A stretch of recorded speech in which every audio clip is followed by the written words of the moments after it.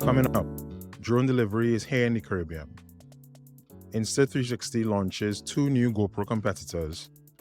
And could we be seeing some new products from DJI soon?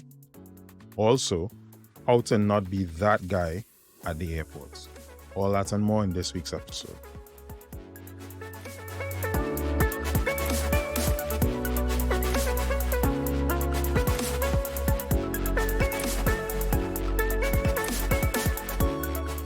Welcome back to the Pilots of the Caribbean podcast.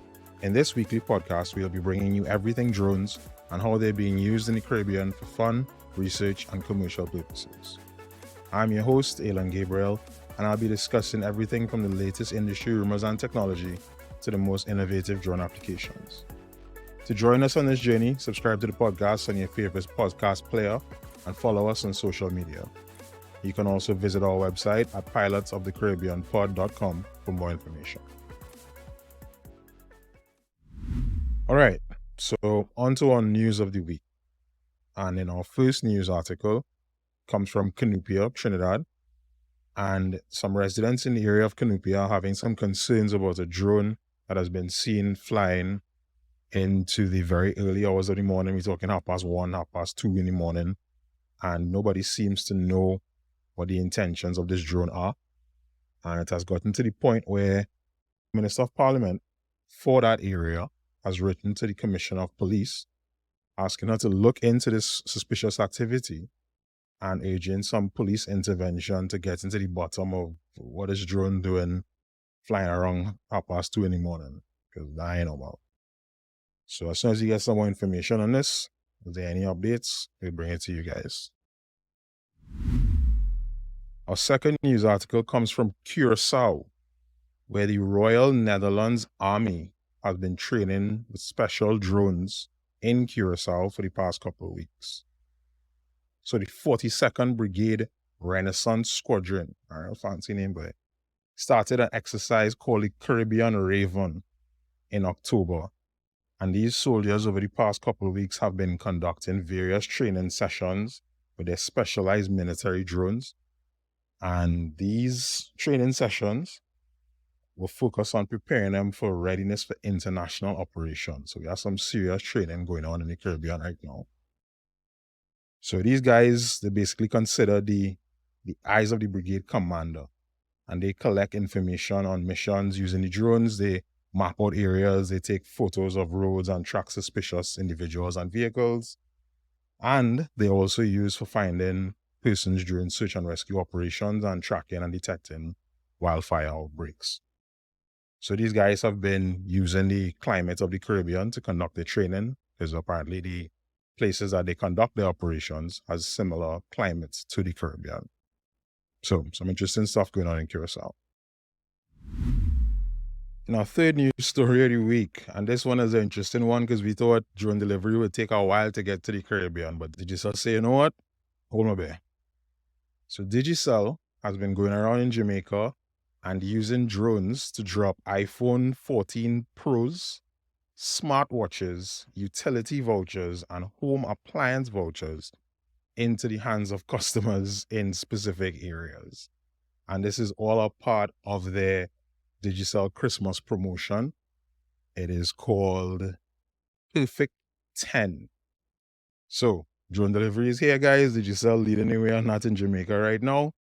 It's an interesting use of the drones. And hopefully everything was pulled off safely. And, we love to see it. And hopefully we get some more interesting use of drones in the region.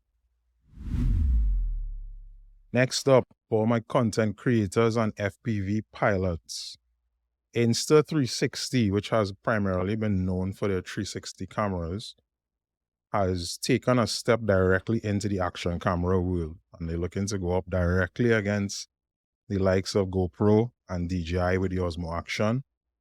And they have launched 2 new action style cameras.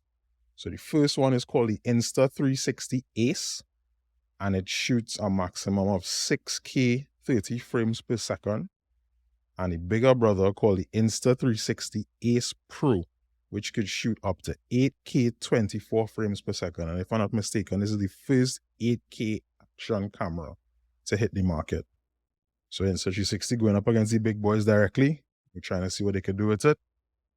One of the most interesting features about this camera, though, one of the most unique things about it is that they have a special AI chip built into it, because everything is AI these days. And what it's able to do is turn real world scenes into whatever AI visualization you could come up with. So you record the scene, you insert the parameters that you want the AI to create the scene to look like, and it does the processing for you. Not too sure how the magic happens, but we want to see what kind of use cases they can come up with. And I'm especially excited to see what the FPV guys can come up with when they get their hands on one of these cameras. And last but not least, for the DJI Rumours. So we have an infamous leaker on Twitter. I don't want to butcher his name, so I'll give you his Twitter handle. He goes by, X handle. He goes by Quadro News, and he has brought us some new leaks. It's about information coming out about some potential DJI products on the way. I just want to put it out there that as long as I've been following him, he hasn't missed yet. So we'll probably be seeing all of these products, or most of these products, very, very, very soon. And the first one is the DJI RS4 and RS4 Pro. And for the content creators out there, that is a camera gimbal. And for those of you guys who don't know what a camera gimbal is, that is the that's the funny looking device that the guys who shoot videos have their camera on, and it balances the camera to give you that smooth video footage when they're moving with it. So there are two versions of that, the RS4 and the RS4 Pro, that are rumored to be coming very soon. And the second one is called the DJI Power 1000. And from what he is saying, it looks to be a power supply. But that is about all the information we have on it. There's a very interesting picture. I'm not too sure what to make of it. It looks like two plugs on one side, but I'm not sure what the rest of it, what exactly I'm looking at. But as soon as we get some more information and some more details on these products, I will be sure to bring them to you. And as always, we'll have the links to all the articles and these two DJI leaks in the show notes.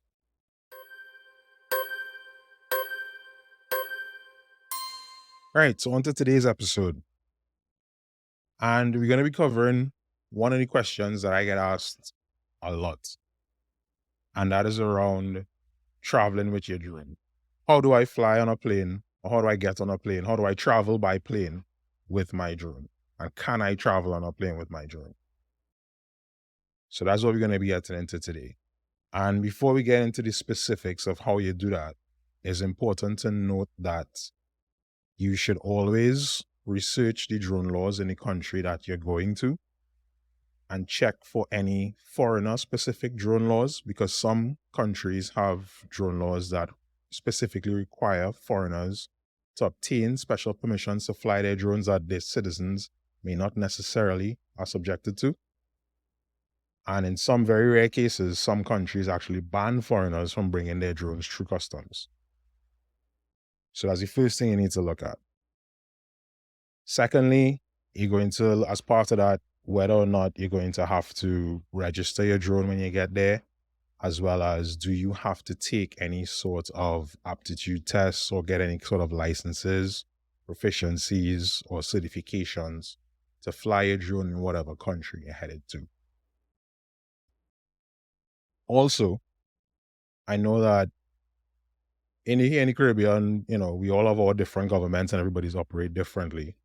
But I think it's not very far-fetched to say that once you decide to fly out with your drone, one of the things that you should do, and I've done it in Trinidad, is when you're going out, make sure you pass through customs and fill out the declaration form so that when you're coming back into the country with your drone, you don't have any misunderstandings as to whether or not it's the same drone that you left the country with.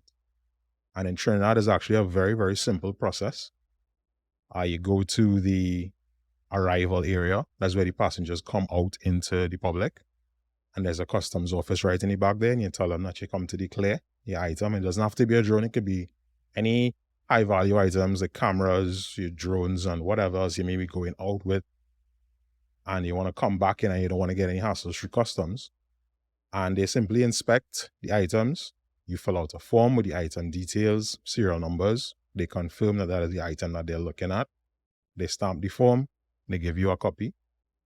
And when you're coming back through customs, you just pass through the something to the clear line. You give them your form.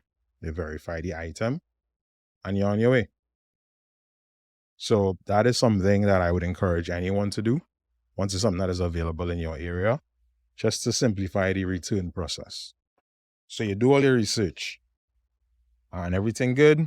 You could walk with your drone and you want to document your trip, your vacation, you're going for work, can't be sitting on the beach and the haters not seeing you. How we carrying this drone with us now? So you have two options for the drone itself. And we're going to separate this into the drone and the drone batteries. So we're looking at the drone first. And with the drone, you have the option of carrying it in either your check bags or taking it as carry-on. Now, depending on the size of the drone, it may be more convenient to check it in. But some people don't like to let the drone out of the sight, so you want to carry it in your carry-on. Both options are fine when it comes to the drone. Just make sure that is off and you don't have any potential for switches being pressed and accidental activation, which shouldn't happen anyway, because we're not going to go the batteries in it, but we'll get to that. And one consideration you should make is that those hard cases that are available to purchase for drones, that you get it for traveling purposes, just to protect your drone from any damage when you have it in the overhead, under the seat, anything like that. Right, so we have the drone out of the way. The drone is the easy part. So now we come into the batteries. And to understand why batteries has more restrictions around them is because of what the batteries are made of. So most drones use what they call lithium-ion batteries. And with lithium-ion, there's potential hazards that are associated with it.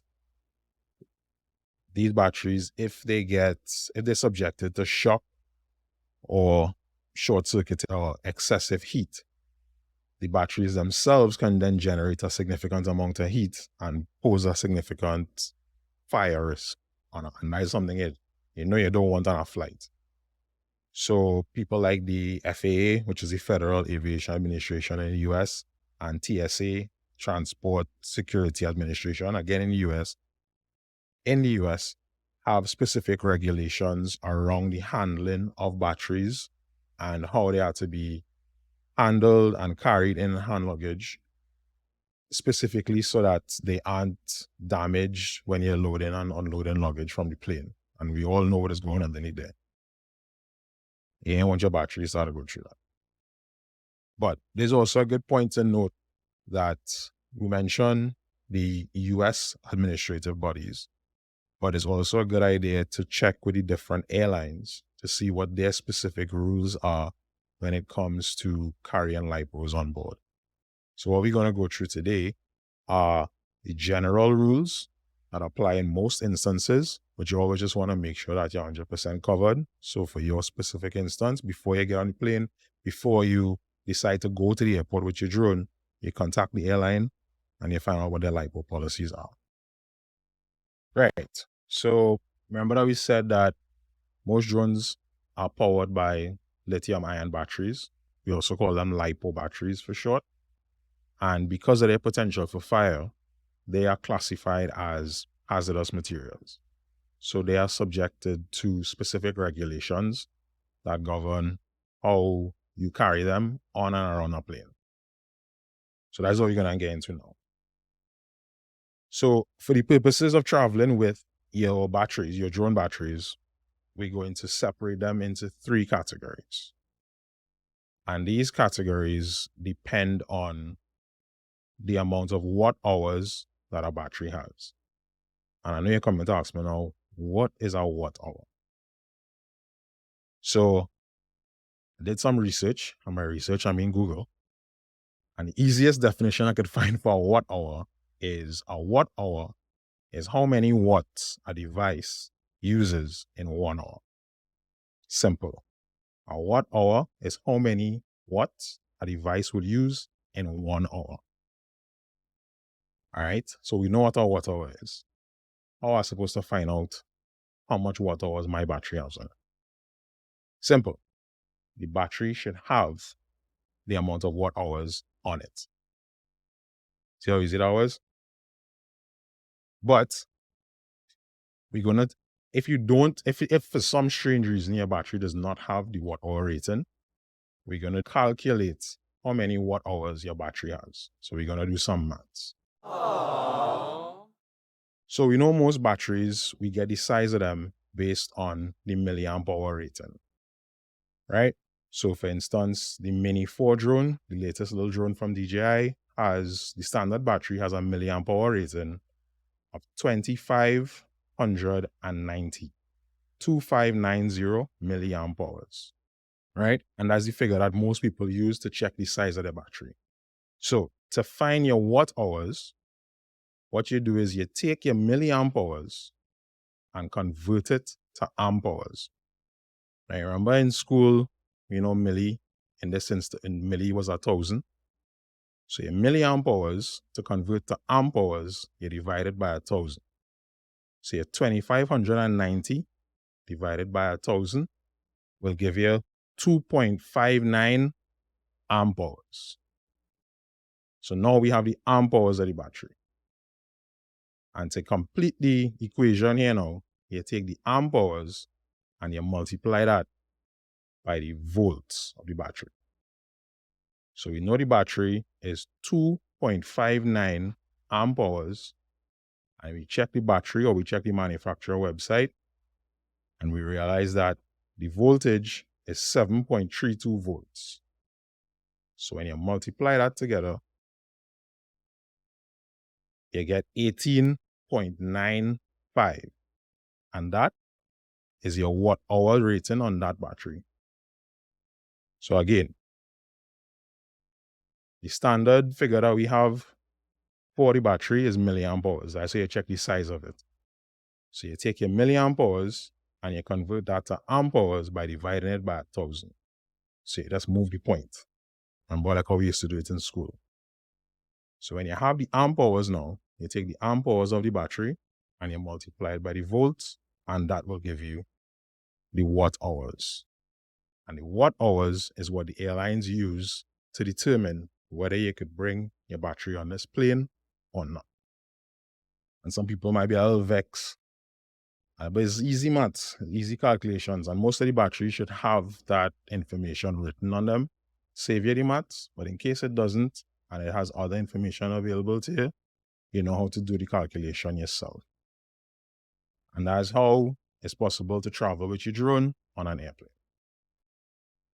Right, so now that you have your watt hours, and you want to see if you could carry your batteries on the plane or not, if the airline will let you on the plane or not. And generally what they do is they divide the batteries, the watt hour ratings, into 3 categories. And the 3 categories are this: 1 to 100 watt hours as the first category, 100 to 160 watt hours as the second category, and 160 and over as the third category. So we're going to tackle the first one first. So we're going to tackle the first category, 1 to 100 watt hours. You can carry batteries in that category onto the plane in your hand luggage once you follow the following procedure. So you want to protect your batteries from short circuit. You want to make sure it doesn't ground off on anything. So what people do is you can leave them in the package that you brought them with if you're somebody that keeps them, or it could be as simple as covering the battery terminals with tape so it doesn't have any chance of anything touching it and grounding off. Or you could even go as far as to buy individual lipo batteries for your lipo bags for your batteries. And what that is supposed to do is protect the battery, and in the event that there's a fire, it is supposed to minimize the risk of the fire spreading to other devices or the fire spreading outside of the bag. Right? The other airline regulations are the batteries you must bring must be for personal use, personal/professional use. So you're not bringing batteries to sell. So you're not bringing a case of batteries onto the plane with you. Now, I've seen a specific number. I've seen up to 100. But I mean, they're not going to let you on the plane with 50 batteries without a good reason. And that's basically the long and short of traveling with batteries under, well, 100 watts and under. So you basically just want to protect the battery, make sure it's isolated from other equipment, make sure there's no potential for it to be short-circuited or crushed or damaged anyway in transport. So you could tape up your terminals, put it in a lipo bag, have them packed properly in your hand luggage, and you can carry them on the plane, no problem. And just to give some examples of drones with batteries less than 100 watt hours, just to save you all the maths. All of the drones in the DJI Mini series, so the Mini 1, 2, Mini SE, Mini 3, and the Mini 4. The latest ones, I'll just give you the watt hour ratings from the website. So the Mini 4 and the Mini 3 use the same batteries. So they have the standard battery and the plus battery. The Mini 4's battery standard is 18.96 watt hours. And the plus battery is 28.4 watt hours. So that's way under the 100 watt hour limit. And that is 100 watts per battery and not total. So once each battery is under 100 watts, you're good to go. So the Mini, safe. Next up, we have the Air series. The Air 3, the battery watt hour rating for the Air 3 is 62.6 watt hours. And the Air 2S, which was the previous model of the Air series, is 41.4 watt hours. So again, that's the Air series. The Air 3 is 62.6 watt hours. And the Air 2S is 41.4 watt hours. So again, you're well under the limits. The Mavic series. The Mavic 2 is 59.2 watt hours and the Mavic 3 is 77 watt hours. So the Mavic 3 again, Mavic series again, you're safe. Inspire series. The Inspire 2, we're getting close here. The Inspire 2 is 97.58 watt hours and the Inspire 3 is 98.8 watt hours. So these are closer to the limits. So with these, you want to be sure that you double check with your airline that you could fly with them and everything good to go, because you don't want to get to the airport and discover that you have problems because they don't want you to go on the plane with it because they're too close to the limit. And for the persons that don't use DJI and use products like Autel, the Autel Evo 2 Pro has a watt hour rating of 82 watt hours on the battery. So the Autel as well is good to go and you shouldn't have any problems with that. So for the second category of batteries, now we're looking at the 100 watt hours to the 160 watt hours. Similar to the first category, you want to protect the battery from short-circuiting, overheating, getting crushed, getting damaged, but you're not allowed to go with more than 2 spare batteries. So you can only go 2 spare batteries. That's it. That's your limit on it. Once you're going with it, the same packing procedure applies as in the first category. So you protect them as much as possible. You isolate them, protect them from damage, and you're only allowed to carry 2. And an example of a drone that has a battery in this category is the Matrice 30, which is the more portable enterprise line from DJI. And the Matrice 30 battery has a watt hour rating of 131.6 watt hours.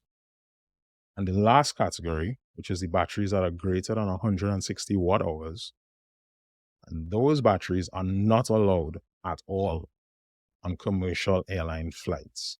You cannot carry them on the plane at all. You have to ship these batteries via cargo only. And two examples of a drone I would fall in this category would be the Matrice 300 and the Matrice 350.